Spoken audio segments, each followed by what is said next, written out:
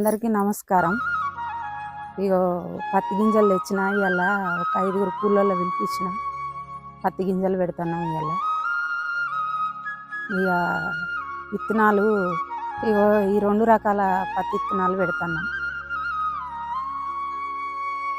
మేము చిన్నగా ఉన్నప్పుడు మా బాపులు కానీ మా అన్నలు కానీ ఇట్లా ఎడ్లతోటి అచ్చు తోలేది. అచ్చు తోలితే మేము పత్తి గింజలు పెట్టేది. ఇప్పుడు ట్రాక్టర్లు మిషన్లు వచ్చినాయి కాబట్టి మా ఆయనే ట్రాక్టర్ తోటి అచ్చు తోలిండు, మేము పత్తి గింజలు పెడుతున్నాం. ఒక ఎకరానికి 2 పాకెట్లు పత్తి గింజలు పెట్టాలి.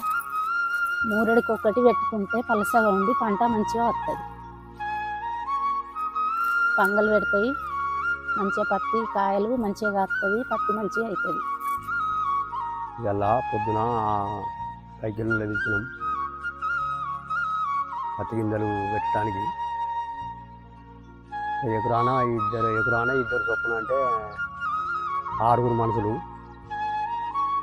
6గురు ఇప్పుడు విత్తనాలు పెడుతుర్రు. ఇప్పుడు వరకు అయిపోయింది అనుకో 6. మా వీడియో మీకు నచ్చినట్టయితే లైక్ చేయండి.